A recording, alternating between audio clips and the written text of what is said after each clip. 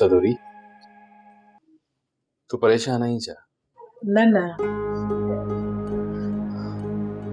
एड़ी का ख़ास ॻाल्हि न आहे। सदोरी तू अहिड़ी हरकतूं छो कंदी आहीं? हिकु त तूं ग़रीब जी ॿार, ॿियो असांजी शादी अहिड़िन हालतुनि में थी जो केर बि असांजे रिश्ते खे तस्लीम करण जे लाइ तयार ई न आहे। नादर इहो सच आहे, बराबर सच आहे त अदी महरूअ जी चांहि में ज़हर मिलियल हो। तोखे कीअं ख़बर पई?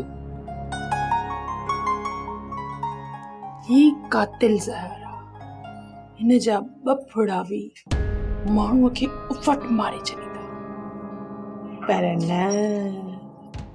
मां हिन जा 5 फुड़ा विझंदमि त जीअं मरण में सवलाई थिएसि, उबासी बि न निकिरेसि। मिल्कियत पंहिंजे नाले ते कराए, महरूअ खे मारे, सदोरीअ खे हिक ई लत हणंदसि, दर खां ॿाहिरि।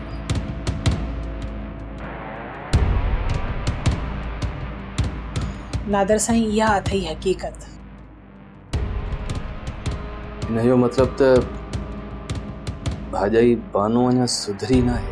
बुखार सबबु मूंखे चक्कर अची वियो, न त अलाह ख़ैर करे थी महरू अॼु असां सां गॾु न हुजे हा। सदोरी तो सिर्फ़ महरू ते न पर असांजे सॼे ख़ानदान ते एहसान कयो आहे, पर तुंहिंजे हिन एहसान खे केरु मञींदो न। मुंहिंजी कुल काइनात तूं आहीं। जेकॾहिं तूं मूंसां राज़ी आहीं त ही सारो जग मूंसां राज़ी आहे। तूं नाराज़ न थी, मूंखे सम्झण जी कोशिश कंदो कर। मां तोखां नाराज़ थोड़ी आहियां। करे त पादर तो बाबा, पर हणेसि केरु? असांखे अची बुख त पायो आहे। ॿियो वरी न रार सचरीअ जूं ॻाल्हियूं ॿुधी ॿुधी असुल अंदर तो सड़े पाए। अरे छोरो आहे चरियो, पर वरी चए सच थो। हाणे हिन घर में हिकिड़ी औरत जो हुजणु ज़रूरी आहे। हिन अंगण ते बि गदो धमाका थियनि त पोइ बाबा मुंहिंजी शादी कराए, त के ॿार थियनि।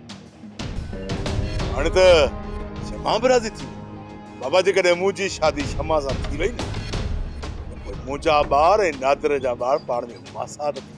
यार कंहिं न कंहिंजी त शादी कराइणी पवंदी न त वरी असीं बि हिन छोरे वारसा गुर चरिया थी वेंदासीं।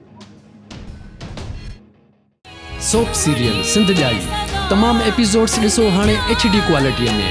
विज़िट करियो असांजो YouTube channel Sindh TV HD drama. Subscribe कयो असांजो official YouTube channel Sindh TV HD drama ऐं वधीक अपडेट लाइ बेल आइकन खे क्लिक करियो।